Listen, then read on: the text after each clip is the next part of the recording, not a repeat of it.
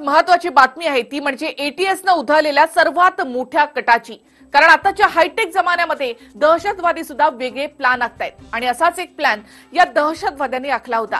पण लोकांना गुदमरून मारण्याआधीच आयएसआयएसशी संबंधित हे 9 दहशतवादी थेट एटीएसच्या हाती लागले। नेमका हा दहशतवाद्यांचा प्लॅन काय होता आणि कशी त्यांच्यावर कारवाई झाली पाहूयात, यासाठी TV9चा हा स्पेशल रिपोर्ट। आयएसआयएसशी संबंधित 9 संशयित दहशतवादी एटीएसच्या जाळ्यात। कुंभमेळ्यात रासायनिक हल्ला करण्याचा कट उधळला। मुंब्रा आणि औरंगाबाद मधून ऍसिड आणि केमिकलसह शस्त्र जप्त। काळ्या कपड्यानं तोंड झाकलेले हेच ते संशयित दहशतवादी आहेत ज्यांच्या निशाण्यावर सर्वसामान्य नागरिक होते।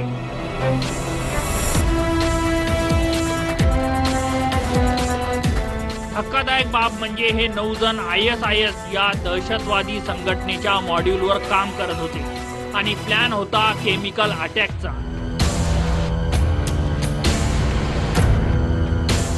आतापर्यंत तुम्ही आम्ही बंदुकीनं किंवा बॉम्बनं हल्ला केल्याचं ऐकलं होतं, पण आता केमिकल अटॅकसाठी कुंभमेळ्याचं स्थान निवडलं होतं अशी ही माहिती मिळते। औरंगाबाद शहर आणि मुंब्रा जिल्हा ठाणे येथे एकूण 8 ठिकाणी एकाच वेळी झडत्या घेण्यात आल्या। या झडत्यांदरम्यान अनेक इलेक्ट्रॉनिक गॅजेट्स आणि काही पॉसिबली रासायनिक पदार्थ मिळून आलेत।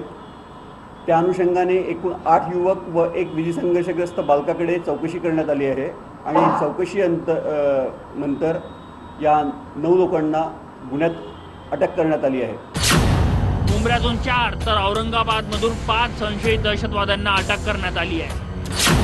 9 पैकी एक दहशतवादी अल्पवयीन असल्याची माहिती आहे।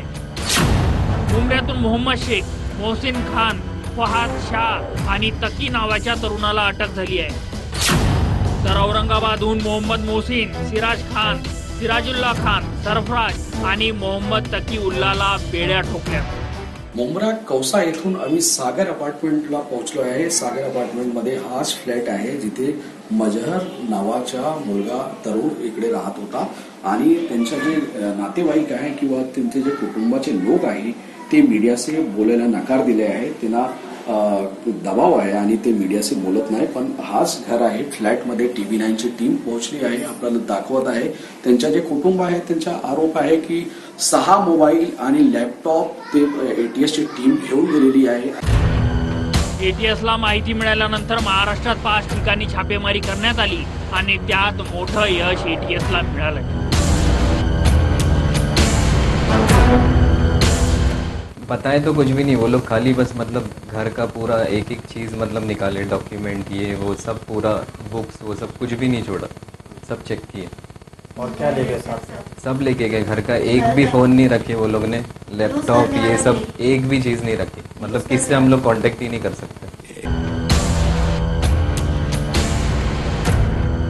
हे 9 जण एक केमिकल असा एक बॉम्ब टाईप ते बनवणार होते, एक विष बनवणार होते आणि त्याचा प्रयोग सार्वजनिक ठिकाणी ज्या ठिकाणी मोठ्या संख्येने लोक जमतात त्या ठिकाणी ते त्याचा प्रयोग करणार होते। पाणी आणि अन्नाद्वारे त्याचा प्रयोग करणार होते।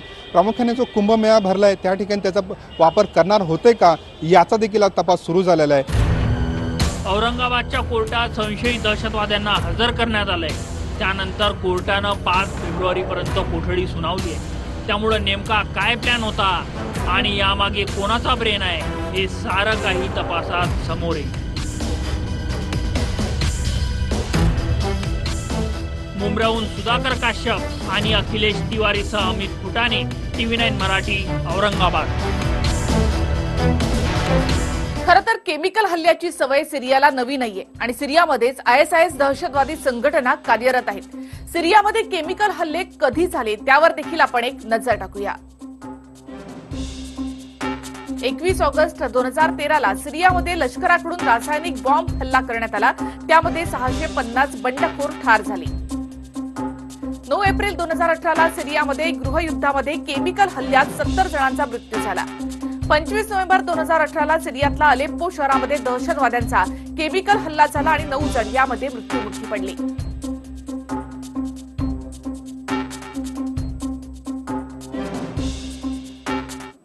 एटीएसनं अटक केलेले संशयित दहशतवादी हे उच्च शिक्षित असल्याची माहिती समोर आली आहे आणि या दहशतवाद्यांची कुंडली नेमकी काय आहे ती देखील आपण पाहूयात. अटकेत असलेले उच्च शिक्षित असून सलमान, मोहसिन आणि ताकी हे तिघे भाऊ आहेत. मोहम्मद मजहर शेख हा भिवंडीतील एका कंपनीमध्ये कम्प्युटर इंजिनियर आहे. गेल्या वर्षी मुंब्रामध्ये रमजानच्या वेळी मोहम्मदची मोहसिन आणि सलमान यांच्यासोबत भेट झाली होती. फहाद शाह सिव्हिल इंजिनियर असून तो देखील रमजानच्या वेळी सलमानच्या संपर्कात आला.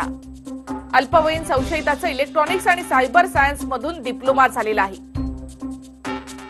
अटकेत असलेले उच्च शिक्षित असून सलमान, मोहसिन आणि ताकी हे तिघे भाऊ आहेत. मुंब्रामधून अटक झालेल्या संशयित दहशतवाद्यांमध्ये फहाद शाह या तरुणाचा देखील समावेश आहे. फहाद हा सिव्हिल इंजिनियर आहे तर त्याचे वडील परदेशात काम करतात.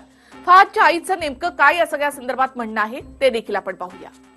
लेके जा रहा हम लोग लेके जा रहे हैं, दोपहर तक तुमको छोड़ देंगे, ऐसा बोले छोड़ देंगे, आके यहाँ पे आ जाओ उधर जी हाँ पुलिस स्टेशन पे. तो हम चले गए तो हम लोग को मिलने भी नहीं दिए, बोलते अभी वो इंक्वायरी चालू है.